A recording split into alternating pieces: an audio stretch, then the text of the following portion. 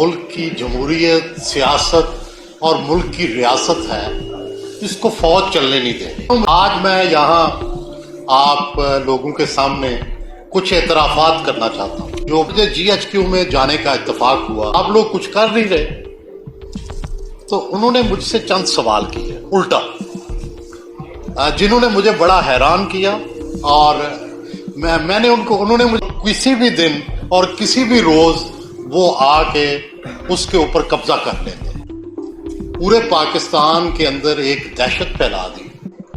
लेकिन जब वो फितना तबाह ना हो गया और हर रोज खबर आनी शुरू हो गई कि 100 लोग आज मर गए हैं, आज 102 मर गए हैं, फौज को इल्जाम देते थे कि आपने पीपल्स पार्टी को खत्म करने के लिए ये फितना खड़ा किया। मेरा शुमार भी उन साफियों में ही होता था जो एंटी एस्टेब्लिशमेंट थे। लेकिन 2 वाकयात ने मुझे अपनी सोच बदलने पर मजबूर किया, और किसी भी दिन और किसी भी रोज वो आके उसके ऊपर कब्जा कर लेते, और ये इतनी तशवीश की बात थी। और सिविलियन सोसाइटी के पास कोई रास्ता नहीं था उनको रोकने का, सिविलियन अदारे नाकाम हो चुके थे। उन दिनों मुझे GHQ में जाने का इत्तेफाक हुआ। मुझे कहा कि आपने तालिबान को दुश्मन नहीं कहना। मैंने कहा दुश्मन नहीं कहना, वो हमारे बच्चे मार रहे हैं, आप कह रहे हैं दुश्मन नहीं कहना। उन्होंने कहा नहीं, गुमराह, फिलहाल हमने फैसला नहीं किया, जब हम फैसला करेंगे फिर दुश्मन डिक्लेयर करेंगे। तो मैंने कहा जब आप दुश्मन डिक्लेयर करेंगे तब क्या करेंगे? तो उन्होंने मुझसे सवाल किया कि आप ये मुझे बताएं कि तालिबान के पास हवाई जहाज कितने हैं? मैंने कहा जी कोई नहीं। उन्होंने कहा तालिबान के पास टैंक कितने हैं? मैं कहा जी कोई नहीं। अस्सलाम वालेकुम नाज़रीन कराम, आपको मुकम्मल वीडियो दिखाते हैं। सुहेल वड़ाइच ने आज तूफ़ान बर्पा कर दिया, ऐसी तकरीर की कि पाकिस्तान के तमाम तर हालात के ज़िम्मेदार कौन है पूरे मुल्क के सामने खुलकर बता दिया। सुहेल वड़ाइच का कहना था कि इस मुल्क में कभी भी जमहूरियत को आगे नहीं बढ़ने दिया गया। जब भी जमहूरियत ने पनपने की कोशिश की है तो कोई डिक्टेटर आकर सारे मामले को रफा दफा कर लेता है। जमहूरियत के लिए ज़रूरी है कि तमाम सियासी पार्टियां इकट्ठी बैठे हैं। आप ये वीडियो देखिए, फिर इस पर बात करते हैं। आप लोगों के सामने कुछ एतराफ़ात करना चाहता हूं कि मैंने जब अपनी सहाफत का आगाज किया तो मुल्क में मार्शल लॉ लगा हुआ था, और जब मैंने शौरी आंख खोली तो मुझे ये लगा कि इस मुल्क में जो मुल्क की जमहूरियत, सियासत और मुल्क की रियासत है, इसको फौज चलने नहीं दे रही। चुनाचे मेरा शुमार भी उन साफियों में ही होता था जो एंटी एस्टेब्लिशमेंट थे। लेकिन 2 वाकयात ने मुझे अपनी सोच बदलने पर मजबूर किया। जिस तरह कायदे आज़म कभी कांग्रेस के हमायती थे और फिर उन्होंने मुस्लिम लीग को लीड किया, कभी सर सैयद अहमद खान अहद रफ्ता की बात करते थे और फिर उन्होंने कहा कि नहीं, हमें साइंस पढ़नी चाहिए, हमें इंग्लिश पढ़नी चाहिए। तो 2 वाकयात ने मुझे मेरी सोच बदली। पहली तो ये कि जब MKM का ज़हूर हुआ कराची में, तो हम सब ये फौज को इल्ज़ाम देते थे कि आपने पीपल्स पार्टी को ख़त्म करने के लिए ये फितना खड़ा किया। लेकिन जब वो फितना तबाह ना हो गया और हर रोज़ खबर आनी शुरू हो गई कि 100 लोग आज मर गए हैं, आज 102 मर गए हैं, तो उस वक़्त हम सिविलियंस के पास, हम सियासतदानों के पास, किसी के पास कोई रास्ता नहीं था कि इसको कैसे हैंडल किया जाए, और कोई रास्ता नज़र भी नहीं आता था। ऐसे लगता था कि अब कराची जो है बस चंद ही महीनों की बात है, Karachi will be separated from Pakistan and it will be a new city state. मगर फिर उस वक़्त फौज काम आई और फौज ने कराची में वो काम किया कि आज कराची के बारे में कोई सोचता भी नहीं है कि कभी कराची पाकिस्तान से अलग हो सकता है। इसने मेरी सोच के अंदर एक बहुत बड़ी तब्दीली लेके आया।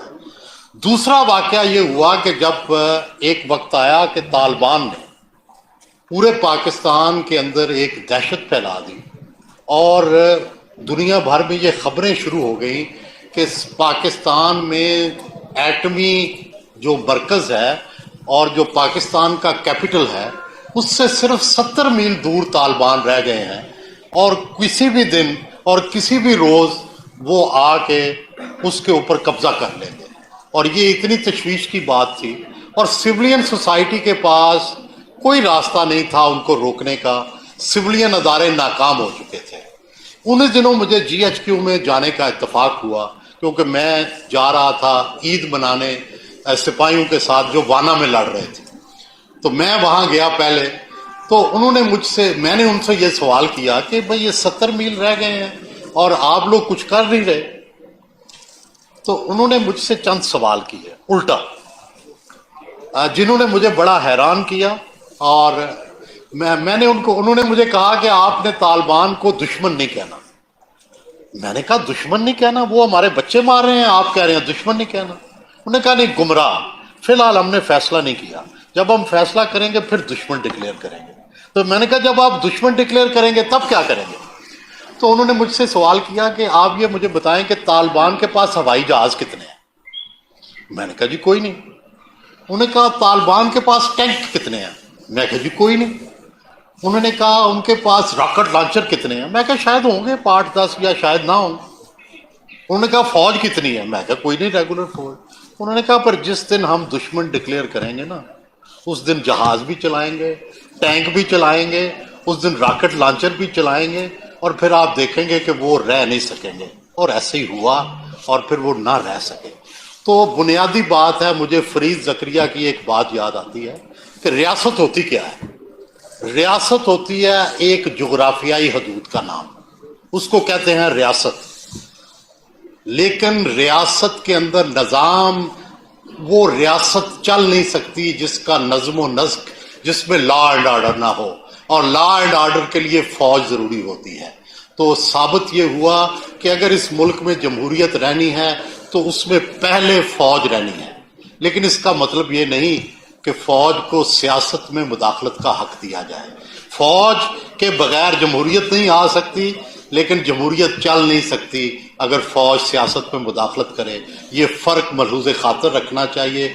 फौज नागुज़ीर है, बहुत ज़रूरी है, लेकिन गैर जानिबदार फौज ज़्यादा अच्छी होती है, क्योंकि उस पर पूरी कौम का एतमाद होता है। एक कौमी अहमियत के तमाम मामलात पर हम रेगुलरली इस तरह की मीटिंग्स का, कॉन्फ्रेंसेस का, सेमिनार्स का एहतमाम करते रहते हैं। आज भी ऐसा ही मौका है। नाज़रीन इकराम, आपने वीडियो देखी सुहेल वड़ाइच का तारीखी खिताब। सुहेल वड़ाइच का कहना था कि इस मुल्क में कभी भी जमहूरियत को आगे नहीं बढ़ने दिया गया। सियासी पार्टियों ने जब जब जमहूरियत लाने की कोशिश की है तो उनके रास्तों में रोड़े अटकाए गए हैं। सुहेल वड़ाइच ने कहा कि अब भी वक्त इस बात का तकाजा करता है कि तमाम सियासी पार्टियाँ अपने ज़ाती इख्तलाफात भूल कर इकट्ठी बैठें और हल निकालें।